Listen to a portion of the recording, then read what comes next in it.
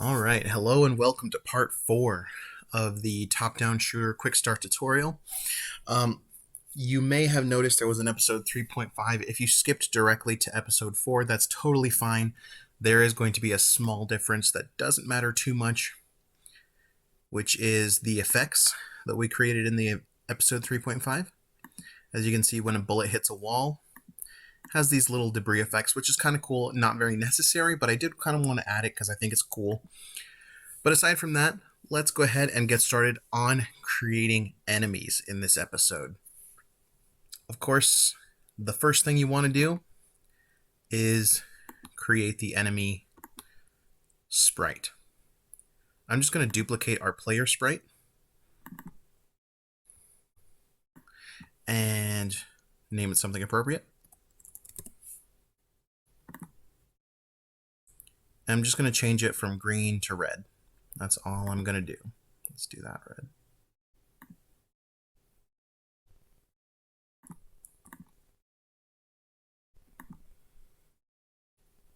Okay, and then we want to make sure the collision mask is only on, is a circle just like the actual picture.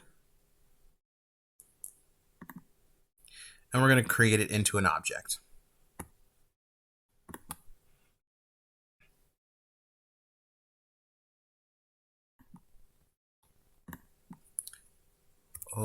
Enemy, name it something appropriate. Make sure it's got the right sprite. And let's go ahead, just so we can be able to test it, let's go ahead and just drop one in the level. Just to see what it looks like here to test out. All right. So the first thing we want to do is the way this enemy is going to work. It's going to simply follow the character once it sees the character. And that's all we're going to do here. There are plenty of different ways that enemies can work. They can shoot back at you. That might be something you're interested in. That might be a separate, might be a 4.5 episode or something like that. But again, this is just supposed to be a quick start basic tutorial. If you're interested in anything else, please leave it in the comments below. Please, please, please. And I will definitely help you out in some way or another. But for this video, the thing we want to do is simply say if the player is close enough, then the enemy starts following him. So let's do just that. Let's go ahead and create the step event. And I'm going to show you the main thing we're going to be using here is essentially kind of a follow feature. And we're going to say move toward point. And we're just going to type in oplayer.x,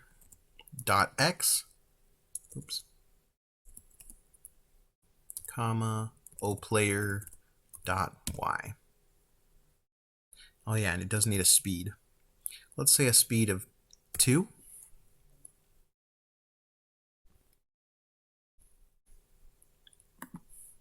And we'll test it out, see how that works. So you can see he starts following the player, even to the point of directly covering him, which is kind of cool. What I want to do is essentially add an HP system to the player, and we can say HP equals 10.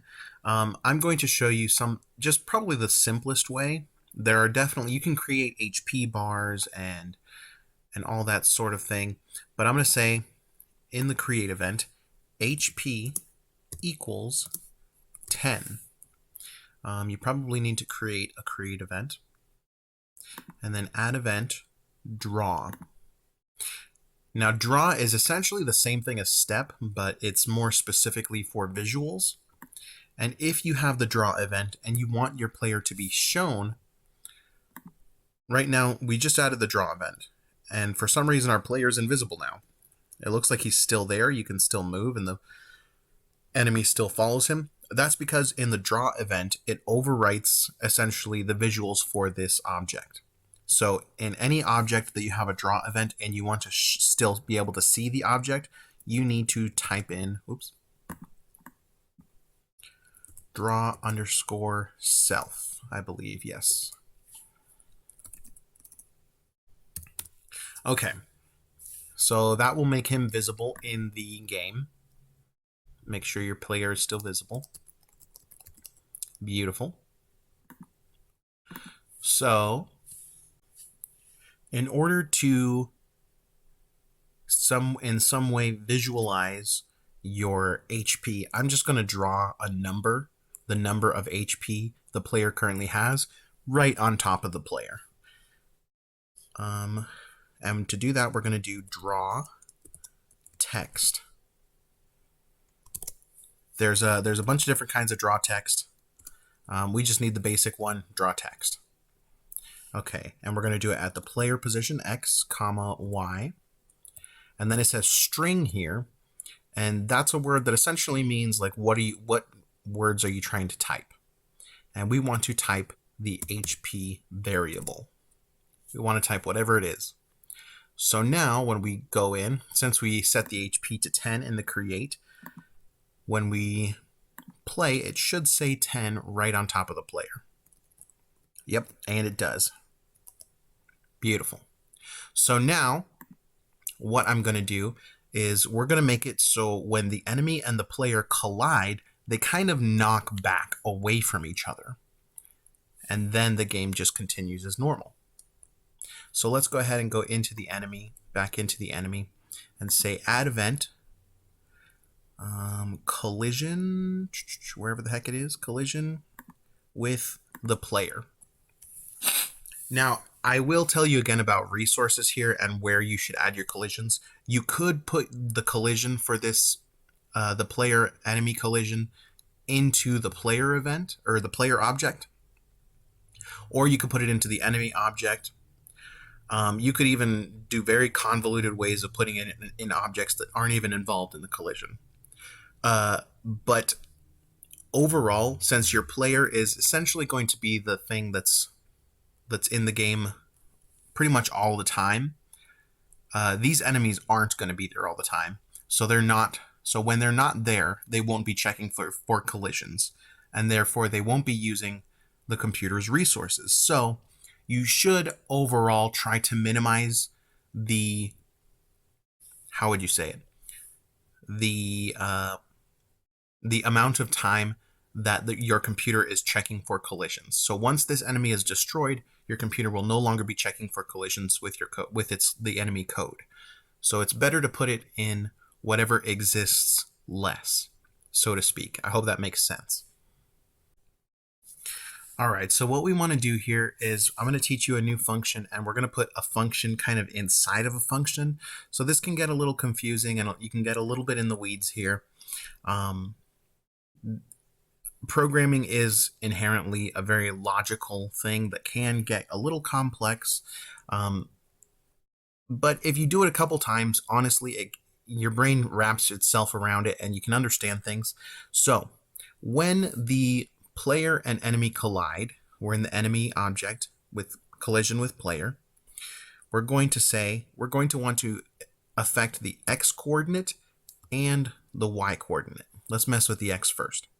So x equals, we want to move it not to a specific point in place in the room, but somewhere specific relative to where it is. So x equals x plus length dir underscore x, open close. And we're going to put stuff in here, but I first want to explain to you exactly what length dir is. Length dir is essentially, instead of saying x equals x plus 5, we want to say x equals, we want to move your x position in a specific direction, not necessarily by the x and y coordinates. So because if you affect things by the X and Y coordinates, then essentially you can only really go up and down and left and right. But we want to go at a specific direction. We want our enemy to be knocked back directly opposite the direction of the player. So X equals length direction, underscore X. So length. Let's say we're going to, whenever they collide, we're going to knock back this amount of pixels. Let's say about 50 pixels, and then direction. So what direction are we wanting to be knocked back, essentially? We want to be knocked back the direction of whatever from the player pointing directly at the enemy. So we're going to type in point direction. And this is what I was saying. We have to put a function inside of a function. So what direction? Again, we're going from the player to the enemy is the direction we're wanting to be knocked back. So oplayer.x, oplayer.y, x, y. And of course, just make sure you have the right amount of parentheses. You need length dir underscore x open, 50, point direction open, oplayer.x, oplayer.y, x, y, and then 2 close parentheses. And then we want to do the same thing with the y coordinate. So I'm just going to copy this, Control C, Control V, and I'm going to change all the x's here into y's, including the length dir function. Length dir underscore x becomes length dir underscore y. Okay, and now let's see how that plays out. So when it collides, he is being knocked back essentially 50 pixels. And then he just resumes his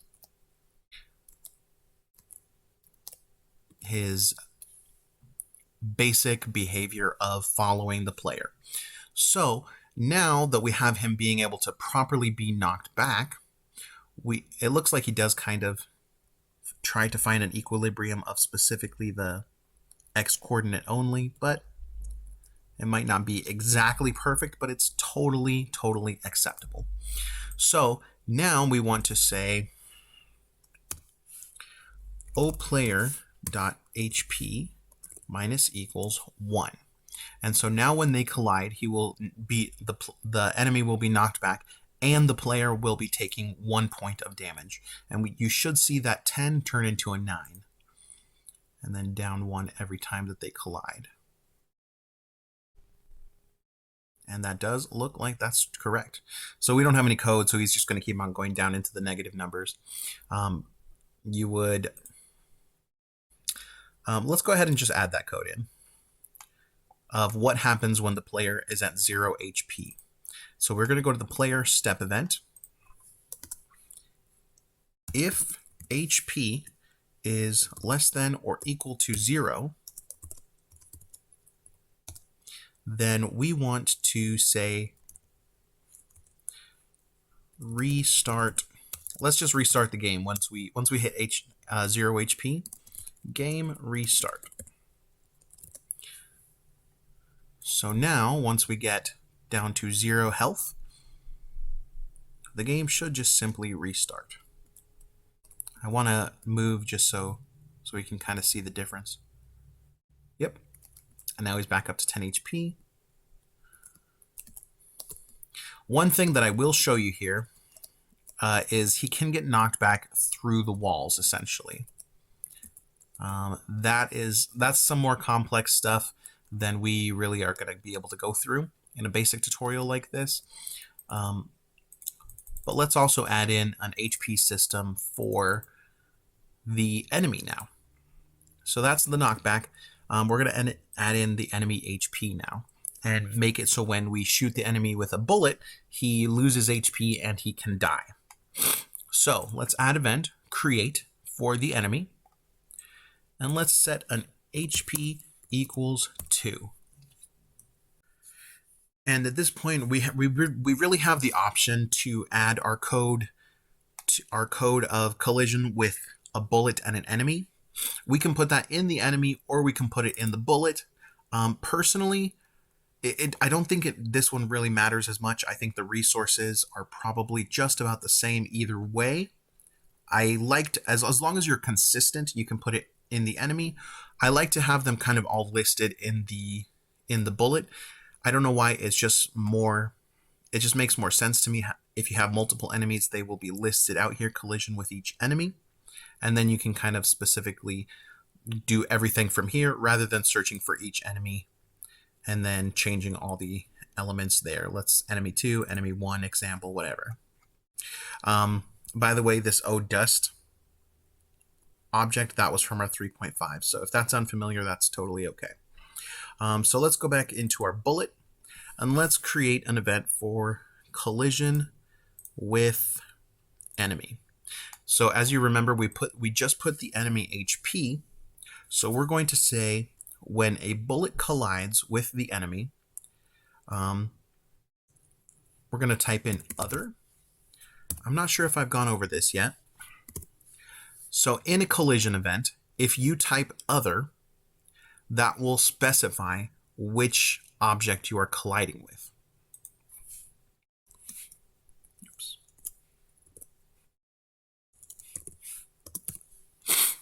That will specify this object. If you were to type enemy.hp equals 1, let's say you had multiple enemies, it would -1 from every single object of the enemy that you have in the room. We want it to specify specifically the one that the bullet is colliding with. So that's why we use the other rather than specifying an object. So other HP minus equals 1. Let's go ahead and see how that looks.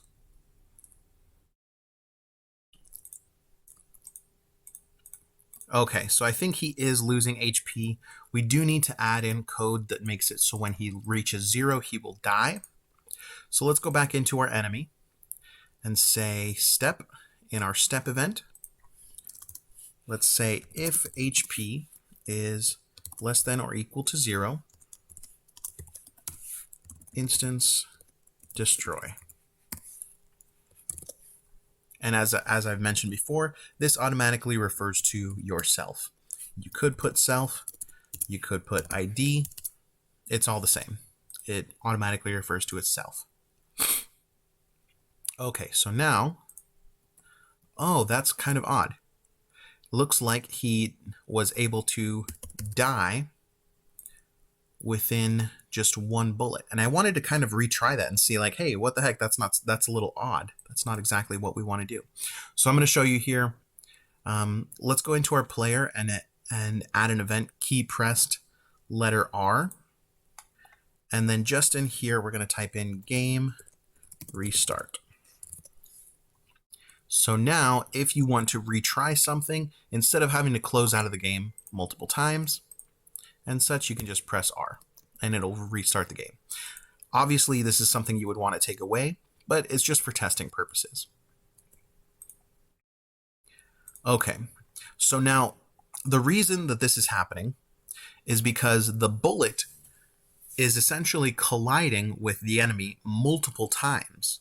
It goes through the enemy and it takes away an HP for every frame that it is colliding with the enemy. In order to fix this, let's go back into our collision between our bullet and our enemy. And let's say instance destroy yourself. So now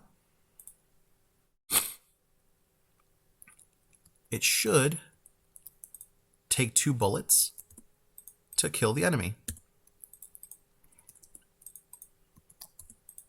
And it does. If you would like, just for a visualization, I'm going to go ahead and add this. It's essentially the same thing as what we did with the player in terms of drawing HP. In fact, I'm going to go ahead and just copy the player's HP code over into the enemy. and see how that looks. All right, let's make the enemy a little bit faster. Let's give him a speed of 5. I don't know, that might be too fast. Oh yeah, that's pretty fast. Okay. All right, so now the next thing, as I said in the beginning, I want the enemy to follow the player only when he has a specific distance away from the enemy. So if the player is close enough, that's when the enemy starts chasing the player. So let's go ahead and do that, and that will be our last little thing of this video. Okay, so again, this is just going to be a testing thing. So we want to specify a specific distance away from the player, away from the enemy, that when the player crosses that, the enemy will then start chasing him. So we're going to draw a circle around the enemy just to kind of visualize the distance needed for the player to begin being chased. So we're going to type in the enemy draw event, draw underscore circle at X and Y position. And the R down here stands for radius. And if you remember in math class, radius is essentially the distance from the center to the edge of a circle. So essentially half of the circle, if you want to think of it that way. So I'm just going to say, let's say a distance of 300. Draw a circle, 300, and we want to write true. You can see it says outline. We want just a circle line being drawn. We don't want to cover entirely with a white circle being filled in. Just an outline. Okay. Now, also what I'm going to do here is I am going to get rid of some of these walls here, and I'm going to move the player over here.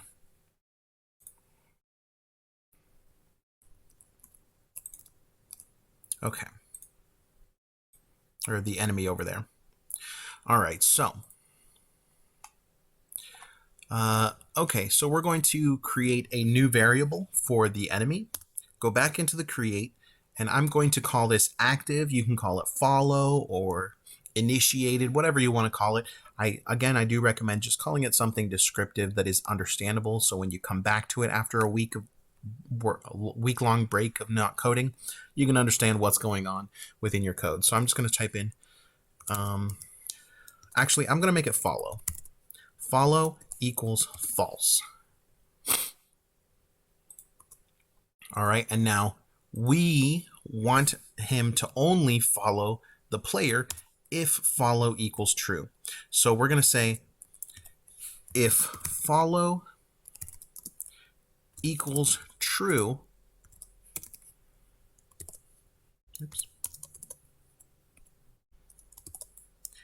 only then will you be chasing the player. So again, we're in our step event of our enemy here.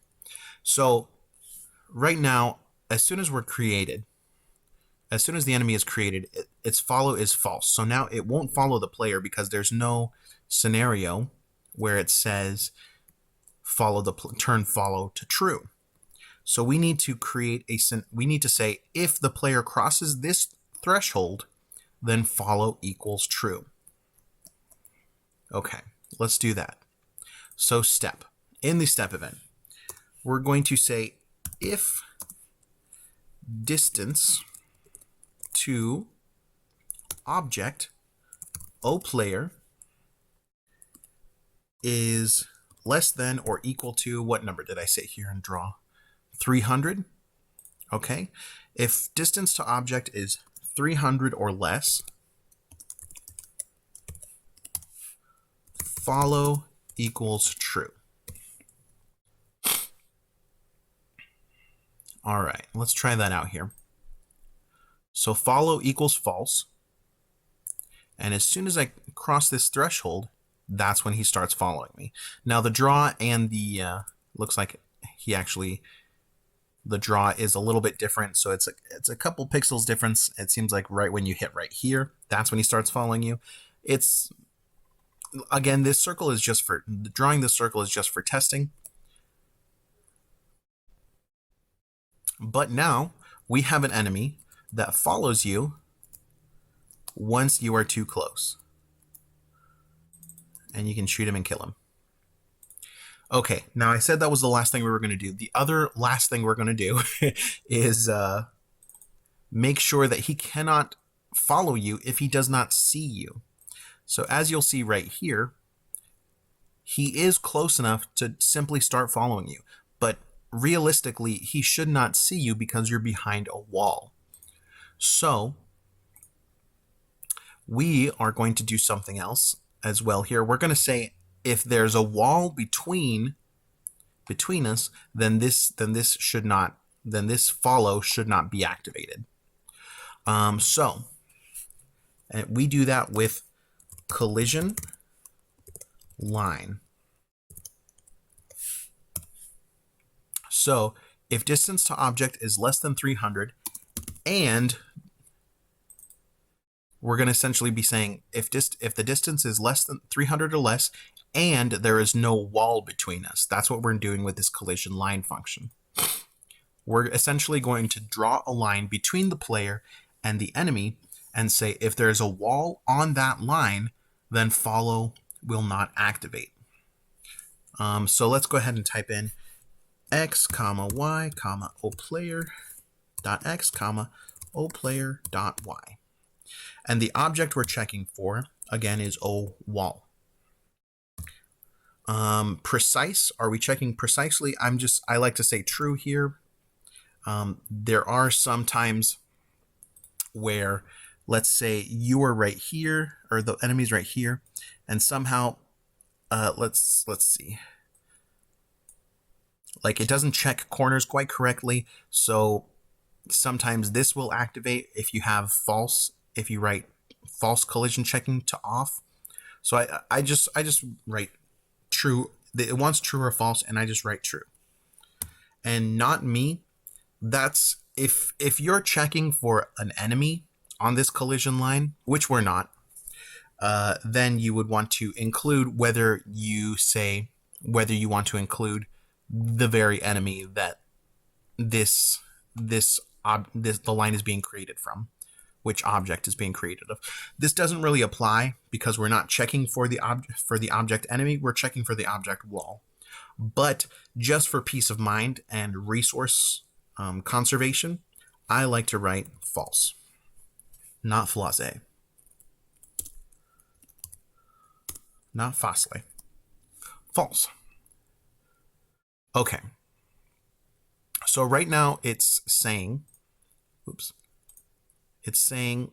just maximize this. If you are 300 or less pixels away and there's a wall in between you, then follow. And if you recall, we want to say if there's not a wall in between you. If there's not a wall, if line of sight is unobstructed, that's when you follow.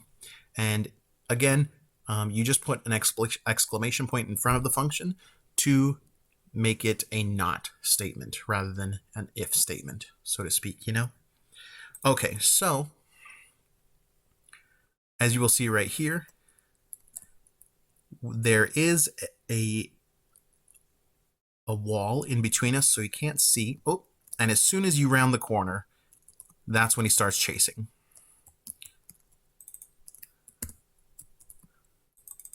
So there's your enemy AI.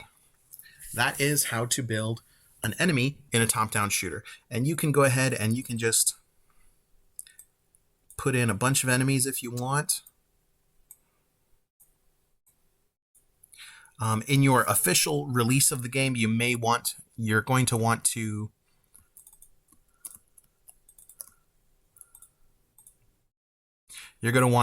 get rid of these circles, of course. This guy, you're going to have to go around the corner because he's kind of down in there. Okay, I know I keep on saying the last thing. So when you shoot an enemy that you can see, it's still realistically, somebody would turn around and start chasing you like, hey, why are you shooting at me? So the one other thing we're going to do here is in the bullet and enemy collision, we're going to make the enemy follow function to true. Other.follow equals true. And now you will see that he starts chasing the player. And that's a little more realistic.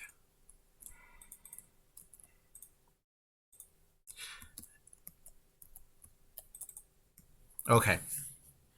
All right, this tutorial has gone on far too long. It's probably the longest episode. I told you we would have some long episodes once we got into the enemies, and I was right. So I'm sorry for the length. We're going to try to keep it down to smaller episodes again here coming up soon, because I know those are easier and more digestible. But there is a lot of information when it comes to enemies, so it's just unavoidable. But thank you very, very much for watching. This is some stuff that I've been working with for a very long time. You know, it's a skill that I've developed over many years, and I can show you more things. Please leave comments in the comment section down below. I would love to have more people to interact with and more things to teach, and I would love to grow my channel. Please like, comment, and subscribe.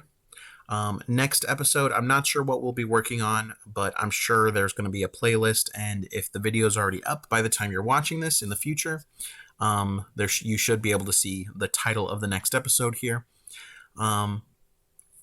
Thank you very, very much for watching. I appreciate every single one of you so much. Thank you very much for watching. Have an excellent day. Thank you, and goodbye.